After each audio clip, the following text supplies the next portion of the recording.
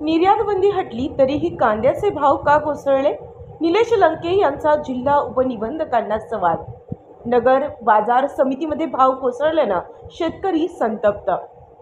केंद्र सरकारनं कांद्यावरील निर्यातबंदी उठवल्याची घोषणा करूनही गुरुवारी नगर बाजार समितीमध्ये कांद्याचे भाव कोसळल्याने कांदा उत्पादक शेतकऱ्यांनी लिलाव बंद पाडून जाब विचारला. दरम्यान महाविकास आघाडीचे उमेदवार निलेश लंके हे बाजार समितीमध्ये दाखल झाल्यानंतर त्यांनी शेतकऱ्यांच्या भावना विचारात घेत जिल्हा उपनिबंधकांशी संपर्क करत निर्यातबंदी हटवण्यात आल्यानंतरही कांद्याचे दर का कोसळले याचा जाब विचारला.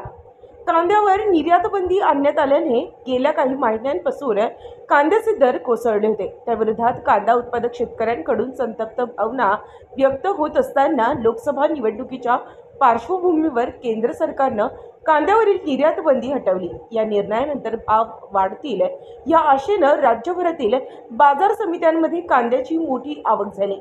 परिणामी सुमारे 10 ते 12 रुपये किलोप्रमाणे दर कोसळले. पारनेरसह नगर तालुक्यात शेतकऱ्यांचा संताप दिसून आला.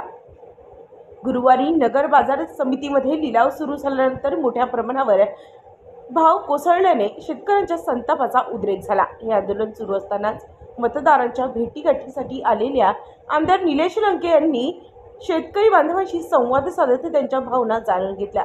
देशातील तसेच राज्यातील सरकारला शेतकऱ्यांच्या प्रश्नांची देणेघेणे नसून ते केवळ भांडवलदारांच्या हिताचा विचार करतात. सन 2014 मध्ये नरेंद्र मोदी यांनी शेतकऱ्यांच्या शेतमालास हमीभाव देण्याची ग्वाही दिली होती. आज 10 वर्ष झाली शेतकऱ्यांची काय अवस्था आहे?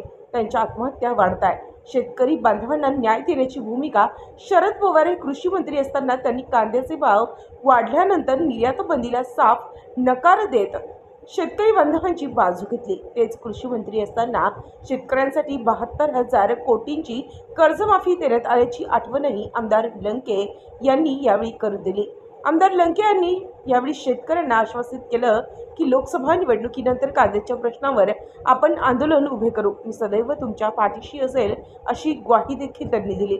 यावेळी बाळासाहेब खराळ, संदेश कारले, रामदास भोर, बाळासाहेब बोराटे, अभिषेक कळमकर, संभाजी कदम, अमोल लेवले, संग्राम कोतकर, शिवा पाटील होळकर, विक्रम राठोड, भाऊसाहेब काळे, राजेंद्र भगत, हर्षवर्धन कोतकर, अभिजित कोतकर, पोपट निमसे, गणेश तोडमल, भारत बोडखे यांच्यासह अनेक कार्यकर्ते यावेळी उपस्थित होते.